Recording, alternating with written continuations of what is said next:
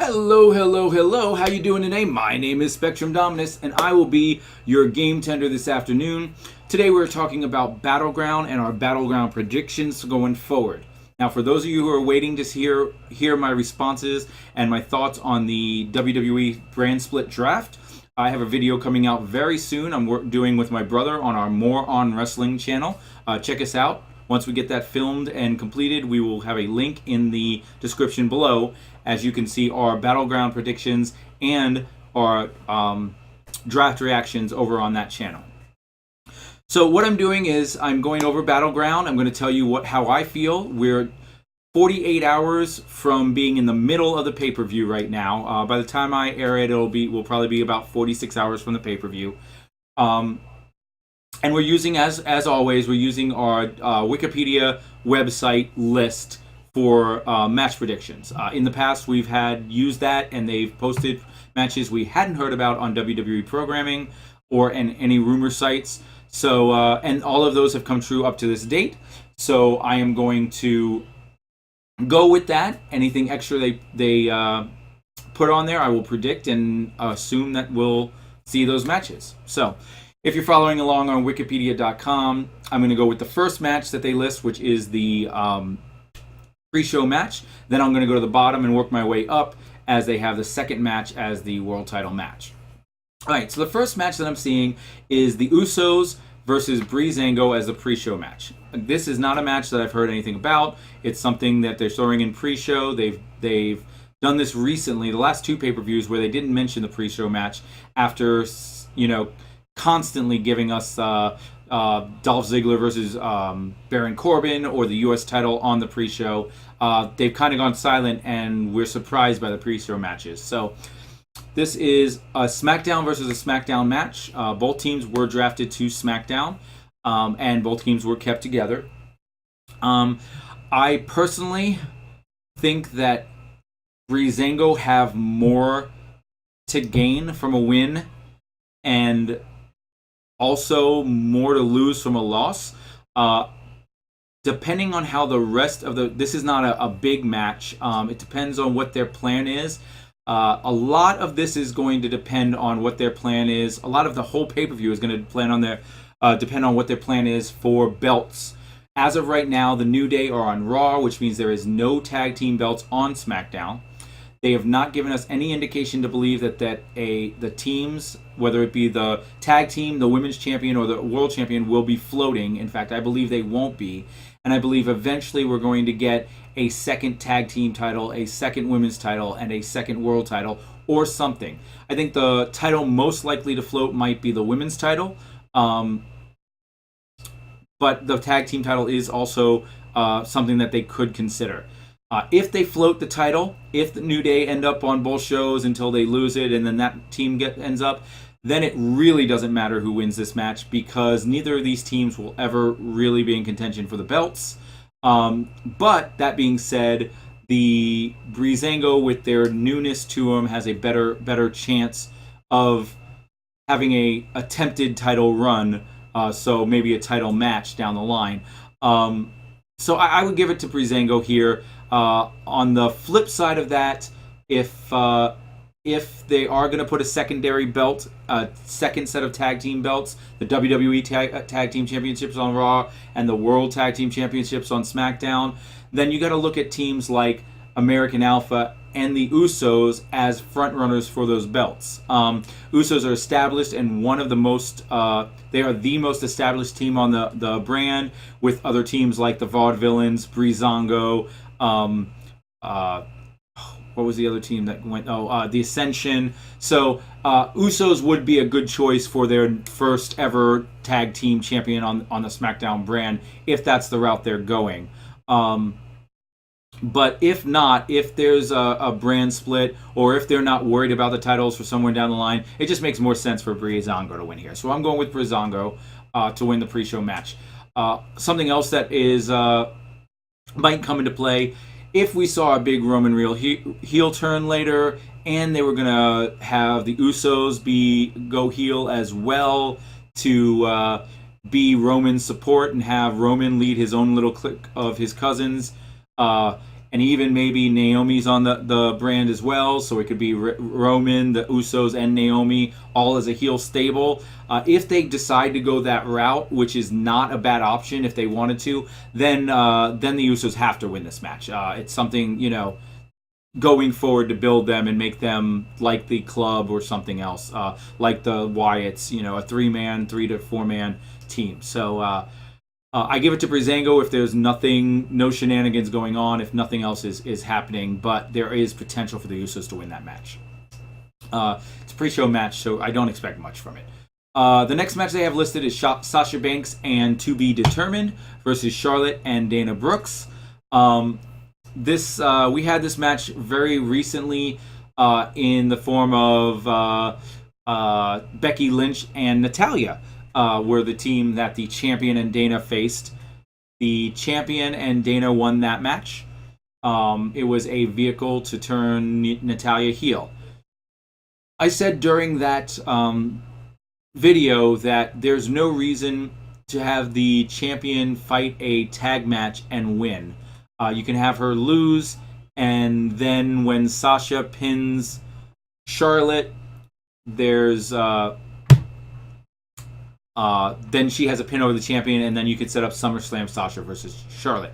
So it makes a lot of sense for Sasha's team to win here. Now, a lot can be played into who the partner is. I don't want to get into too much of the drafting, but Bayley was not drafted. Sasha had said many times that Bayley is not her partner. But we also know that that could be done to throw people off or try to deny it even though it is. And if Bayley was drafted, there would be no real surprise here. Everyone would know it was Bayley. Part of what and there's even a picture, and I'll see if I can find that picture for you.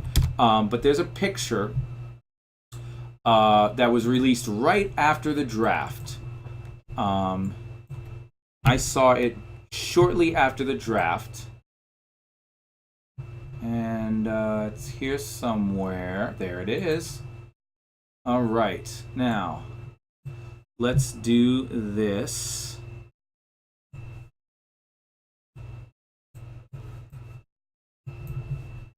And go there.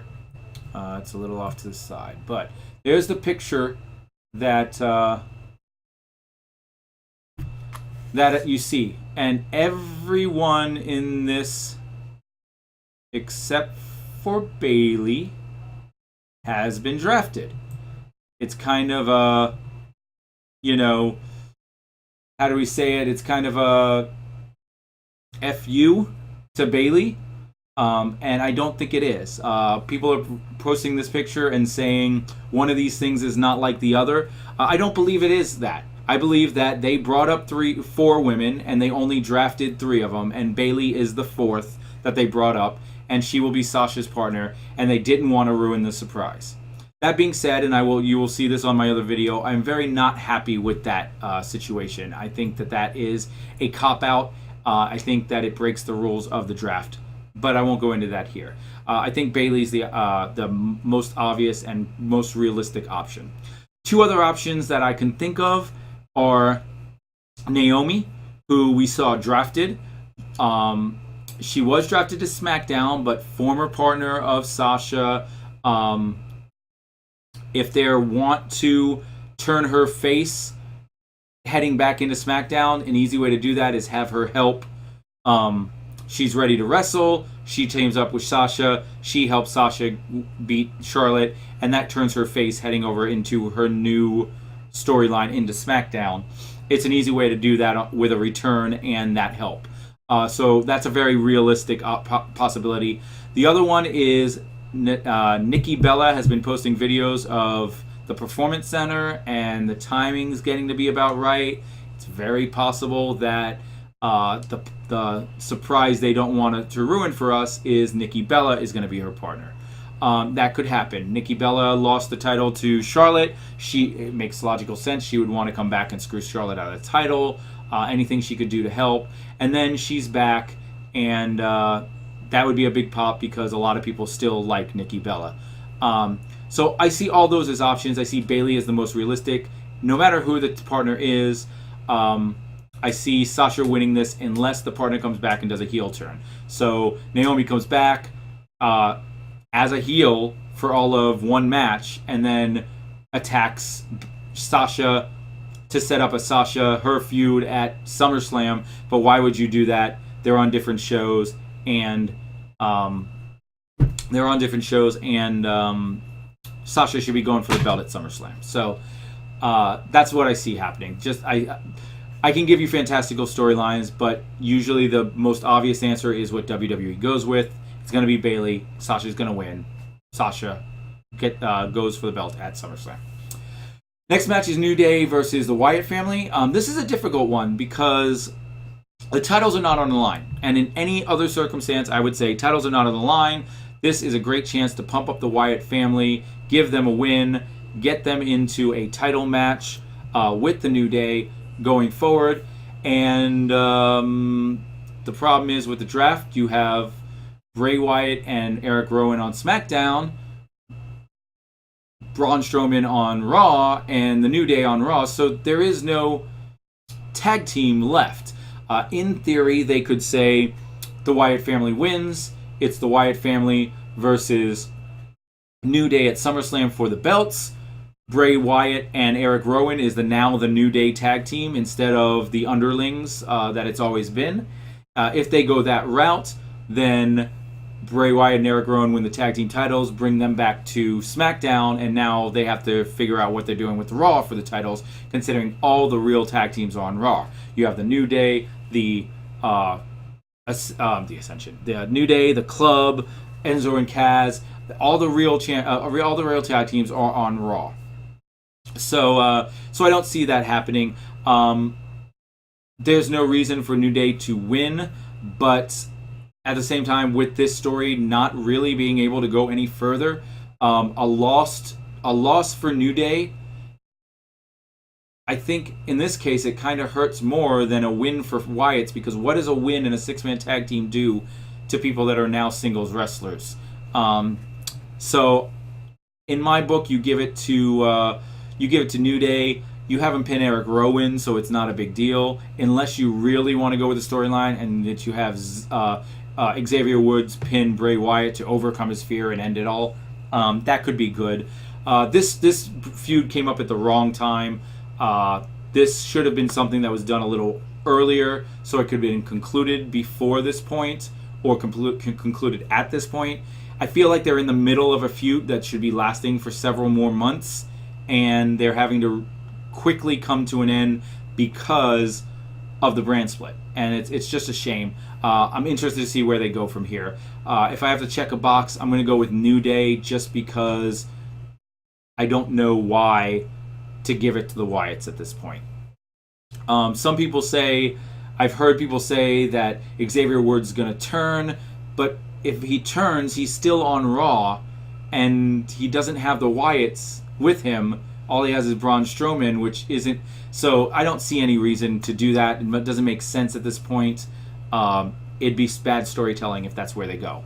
So we'll see what happens. Next is Rusev, Zack Ryder. I'm going to do Rusev, Zack Ryder, and Darren Young, Miz together.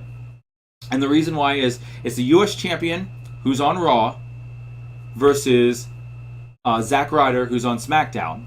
And the Intercontinental champion, who's on SmackDown, versus Darren Young, who's on Raw.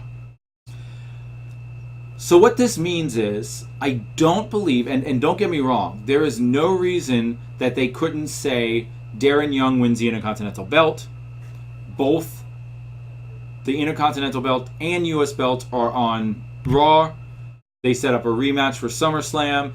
Miz wins it back, and now they're split again. Or they set up some other match and Rusev loses it to someone on SmackDown, and now the titles have flip-flopped. They could do that. In fact, it probably is better story writing, better storytelling, a more entertaining story than we're going to see from the WWE. Truth be told, we're either going to see Rusev and Miz lose the title, or neither Rusev or Miz lose. I almost wish that one of the titles was... I wish Rusev was on Raw, and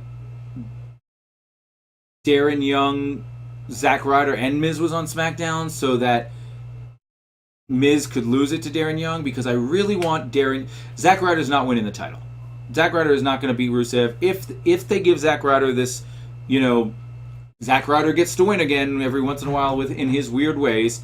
First of all, it ruins so much. It ruined Rusev push since he left the League of Nations, destroying pretty much everyone, including Titus and Kalisto. If you have a guy destroy Titus and Kalisto and all these people that he's fighting, just tear him apart, and then lose to Zack Ryder, you just destroyed any credibility that he has.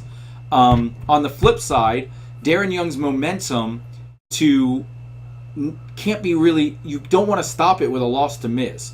So I predict a Darren Young win, but I could predict it by Miz getting counted out or disqualified. However it happens, Darren Young's going to win the match, but not win the championship. But Rusev's going to win the match and keep the title. So the titles stay where they are, and that's the important thing in this scenario, is that the titles are going to stay on their respective shows. I do not see a double switch. As entertaining as that would be, that would have been great in my opinion. They should have then had Rusev have a better challenger. And then you could have Darren Young on Raw as the Intercontinental Belt and Apollo Crews on SmackDown with the U.S. title. That would have made more sense of a switch. But with Zack Ryder being the U.S. title opponent, I just don't see that belt going over to Zack Ryder. Also, for those of you who question, how does so-and-so not get drafted, but Mojo Rawley gets drafted? I'm going to go into this more, but the reason Mojo Rawley got drafted is purely because Zack Ryder and Mojo Rawley are the Hype Bros, and they have a very weak tag division on SmackDown, and this allows them to be another team on SmackDown going forward. They're not going to put the Intercontinental title or the U.S. title on Zack Ryder and then form them in a tag team and have them fight tag team. I believe Mojo Rawley is there solely for the tag team purpose, and thus we're not going to see the U.S. belt on Zack Ryder. The next match is Becky Lynch versus Natalya. I think with Becky Lynch being the face of SmackDown Women, I think she has to win this. Or Natalya has to get disqualified. At which point that's still a Becky Lynch win. So Becky Lynch has to win this. She has to look strong. Well, she doesn't have to look strong. If she gets, ends up on the floor with being beaten to death by a chair, then that's good storyline going forward to continue this on. I don't think they're ending this feud. They've done a lot of booking it like it was Sami Zayn, Kevin Owens. Like these two just really hate each other. And I don't know that there's really a reason for them to have that much hate for each other. I know they've known each other for a long time and they've tried to pull that into the storyline, but no one really gets that. No one really connects to that story that they're planting, that they've known each other for years. Even if they did know each other for years, Natalya spent the last 10, 12 years in the WWE. Maybe it's only 7, but a long time here. They've been apart for that length of time. So maybe they've known each other for a long time, but they weren't wrestling side by side for the last 7 years like Kevin Owens and Sami Zayn were. But they booked it. They're booking it in the same kind of hatred. Becky coming down and attacking Natalya and costing her a chance to wrestle a match and stuff like that. So this is going to continue. From that standpoint, I would normally argue Natalya is going to win it because it's going to continue. But I could see a Becky win and then a Natalya squashing her after the match. I just don't see you letting Raw draft Charlotte and Sasha before picking Becky, and then when you pick Becky, the first thing you do is have her lose to Natalya. You gotta make her look strong. You gotta make her look like we thought Becky was the best one. We thought she was better than Charlotte. We thought she was better than Sasha. We wanted her as her number one. We were willing to give away the other two, and this is why. So that's why I feel Becky's got to win that match, or should win that match. I can definitely see them going the other route to extend because they're going to extend this this storyline. But all right, 3 matches left. The big 3. We got Cena, Enzo Amore, and Big Cass versus The Club. This is a situation where Enzo and Cass and The Club are on Raw. John Cena and AJ Styles are on SmackDown. Both these feuds can continue separately after this match. All the smart money is on Cena and Enzo and Kaz. And the reason why people are predicting that, the reason why people think that, is AJ won the first match. John Cena has to win the rubber match, to make the SummerSlam the third match. I don't really buy into that thinking. First of all, my thought process is whoever wins this is going to pin one of the tag team guys. Either Enzo's going to get pinned by AJ, or Kurt Anderson or Luke Gallows is going to get pinned by Big Kaz or John Cena.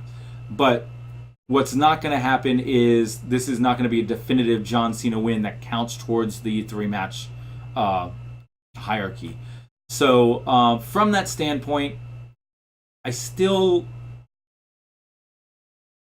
think they give it to Cena and Enzo and Kaz.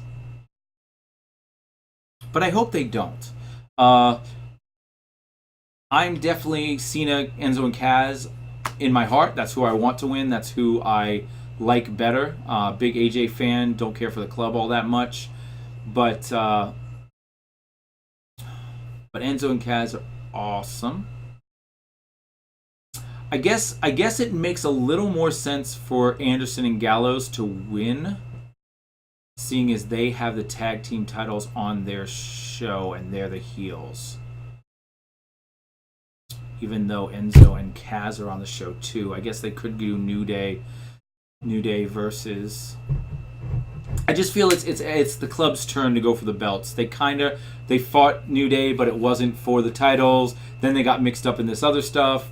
And I feel like they never really got those chance. They didn't get that chance. They never even went for the titles. So, they did in the 4-corner match, but there were other people in it. I feel like the club's got to get their one-on-one match and possibly take the titles from the New Day. If you're going that route, I feel like you got to build them up. So possibly one of them Enzo takes the pin here. I feel like WWE is not big on Enzo. Of the 6 of them, he's the one they less care about least. This is a hard one to pick. For my checkbox, I'm going to go with the John Cena side. It's the obvious choice. It's most realistic and thus probably what they do. But if they really want to throw us a curveball, it'd be nice to see AJ Styles and the club pull another one over on Cena. That being said, after tomorrow or after Sunday, there is no club really. And I know they said, yes, we're always the club. We're just expanded. We're on both shows. But they're not there to get his back. Things change going forward. So I feel like Cena... No, never mind. No, it is going to be the club. And here's why.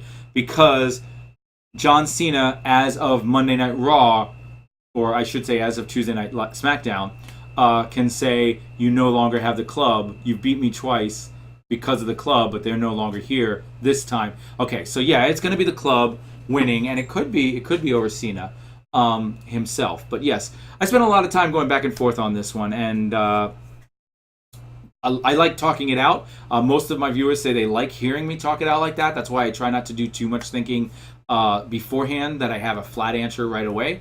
But I think the best option is the club wins, and then John Cena has the argument that, well, now you don't have the club backing you. Sure, you've beat me twice, but why don't you actually fight me once now that the club can't help you? The problem with that is it's SummerSlam. The club will be there as well. But we'll see how that goes. So moving on, the second to last match is Sami Zayn versus Kevin Owens. Kevin Owens versus Sami Zayn is... a lot of people wanted them on different shows. I did not. I understand the thought process behind that. You get them to fight here, and then they're on different shows, and then you can put it off for another year or two and then bring it back. I like it in theory, but I just like one show having a lot of the best people on it. And I don't mean a lot of the people on it, and that's what happened. Raw has everybody on it. But there's a lot of people on Raw that I would have been happy to be on SmackDown, and still had a lot of the real people on it, the Cesaros Cesars and the AJ Styles and the Sami Zayn's and the Kevin Owens and they could have still kept all them together on either show. I don't care which show they wanted to do that on, but so I did not want them to split. Because they're not splitting, I'm more apt to say Kevin Owens is going to win. First of all, Kevin Owens is pissed because he was drafted after Sami. And it's easier to make a underdog face look good than it is to really build a heel. We saw with Rusev, he went for a year and a half undefeated and then took a loss. And people can say, well, he took a loss to John Cena, he buried him. That has nothing to do with it. He took a loss.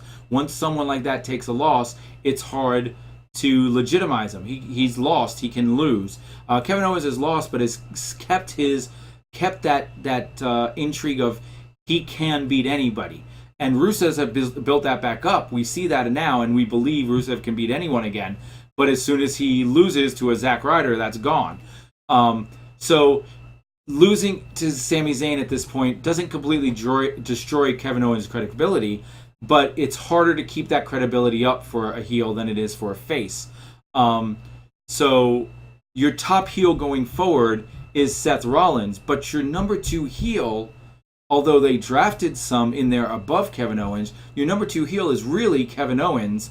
You let Bray Wyatt go to the other side. You let AJ Styles go to the other side. So your top 2 heels are Rollins and Owens. And if you want Owens to be believed as a top guy, he's got to keep that up. Sami will eventually get his win, and it may be as soon as SummerSlam. But I think for the start, because people think this is a long ongoing battle, and it is. It's been ongoing since Sami stepped in the Royal Rumble. Before that, even if you watch NXT, but this is their first time head to head. This is match number 1, and generally speaking, you don't give it to the face, you give it to the heel. So Kevin Owens wins that match. Final match, triple threat for the WWE Championship. There is 3 different options here, and I'm going to tell you about all 3. Option number 1, and probably what is going to happen. This is what I pick to actually happen. Seth Rollins wins the belt, probably pinning Roman Reigns. You might go as far as saying Dean Ambrose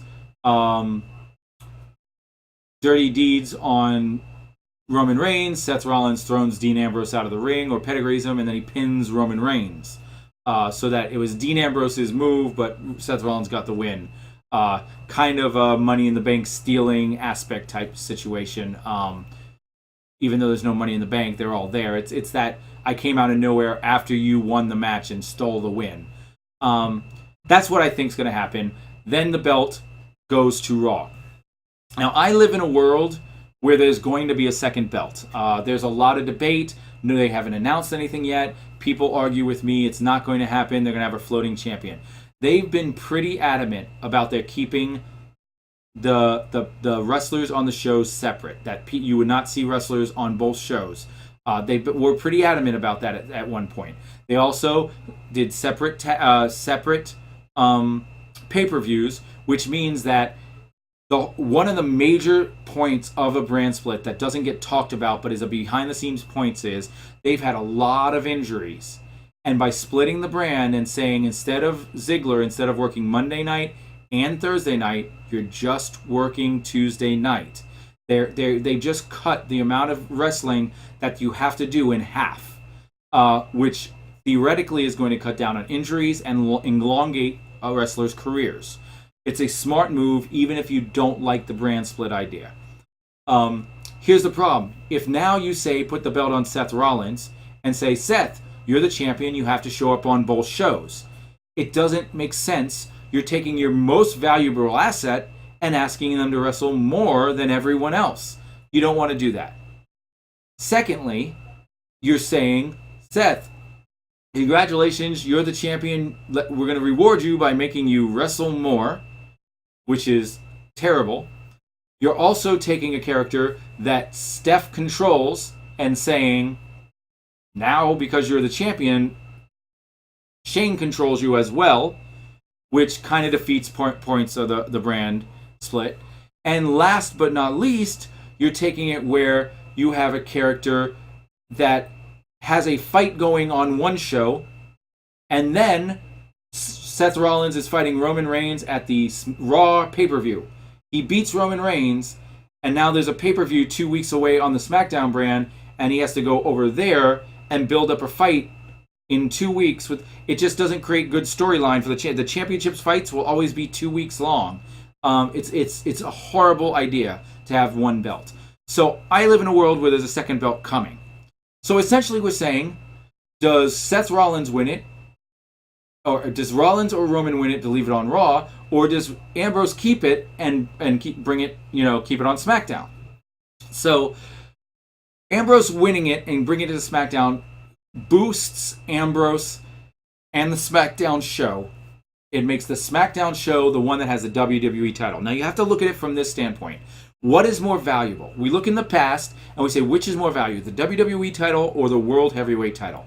Now, I'm not saying that they're bringing back the World Heavyweight title. They may bring back the WWE. They may change the one Dean Ambrose is holding right now to the WWE SmackDown Championship, and then they'll do something to give whoever the WWE Raw Championship. That might be what they do. So I'm not saying they're bringing back the World Belt specifically, but for the purpose of Dean Ambrose is holding the belt with all that lineage to it right now, and whoever is the champion on the other show gets a new belt and is the first-time owner, that's great, but which one is more prestigious? It's the current belt. And if you look at what they did in the draft, and they pretty much crapped on the the SmackDown roster. They took anyone that's worth anything and put them on Raw, and anyone that has any potential, but we don't really have a use for yet, Baron Corbin, Apollo Crews, American Alphas, anyone like that, Kalisto, we stick them on the SmackDown brand. So they've already shown that they don't care about the SmackDown brand. They've done this to get you to watch SmackDown and bring up the ratings, but they're not going to risk Raw to do it. So in my world, where there's two belts, they want the prestigious belt on Raw. And that is why Dean Ambrose will not keep the belt. Now, will he be the first SmackDown champion? Possibly. I feel like what would have been a great idea is instead of the Raw ending that we got where they pinned each other, that would have been a good ending for the pay-per-view. Now, Seth Rollins has a claim, and Dean Ambrose has a claim, and they belt them both because they're on different shows. That would have been a good way to do that. Now we're going to have to sit through some kind of tournament or battle royal or something, and I hope they do something fun with it that I enjoy. But because of that, I'm saying Dean Ambrose is the least likely option. He's the number 3 option. The number 2 option, Roman Reigns comes back. Booed out of the building, except that he doesn't leave the building.